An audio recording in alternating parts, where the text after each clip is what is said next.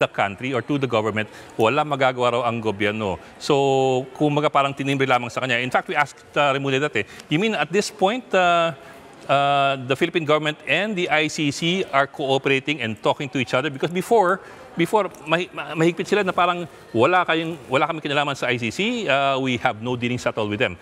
Now they're saying na we're waiting for the ICC to give us the official copy. Now, pag lumabas ng official copy raw ng arrest warrant laban kay Bato, saka lamang gugulong yung proseso, including yung application ng RA 9851 na ginamit sa kaso ni dating Pangulong Duterte para siya ay ma-aresto at ma-surrender, in this case si Bato, ma-aresto at ma-surrender doon sa Interpol. Yun lamang ang mekanismo na maaaring gamitin sa puntong ito ng gobyerno at ng ICC para makuha yung mga taong may arrest warrant ang ICC. So yun, until that happens, until an official arrest warrant is received by the Philippine government, wala raw gagalaw. Ngayon, pag meron ng arrest warrant, maaaring isurrender si Bato. Ayon kay Remulla, it's up to, of course, the administration, pero he will not oppose any moves as ombudsman to surrender Bato de la Rosa to the ICC or to the Interpol. Thank you, Bok. Ulat ni Ed Lingao live mula sa TV5 Media Center. Kami ang inyong mga kapatid sa Balitan at Public Service. Dapat una sa lahat. Abangan niyo po ulit kami bukas dito sa TV5, 1PH, RPTV, True TV at 105.9 True FM. Susunod na po ang Frontline Pilipinas. Live mula sa TV5 Media Center Reliant. Kasama ang buong puwersa ng News 5. Ito ang 28 KBP Golden Dove Awards Best TV Newscast. Frontline Pilipinas. Akusasyon sa sariling kapatid.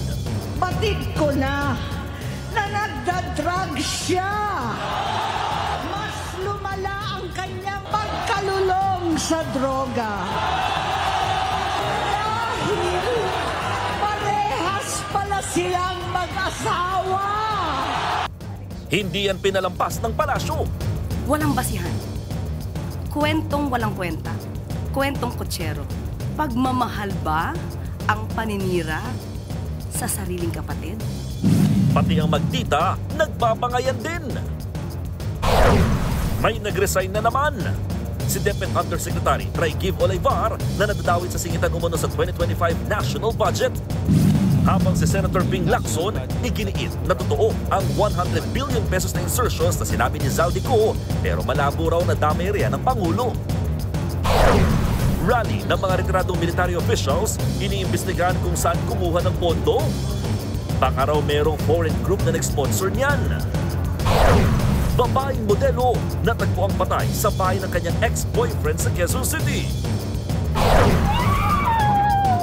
10 taong gulang na lalaking nasa bunganga na ng buhaya, paanong nasagip? Eto na nga, ang comeback serye dito sa TV5 ni Inigo Pascual at Ryan Agoncillo para sa The Good Doctor. At isa pang nagbabalik, ang tambalang Ashtin Olviga at Andres Mulak. Si Andres, bakit biglang kinilig kay Ashtin? Nakilig ako dun, ha?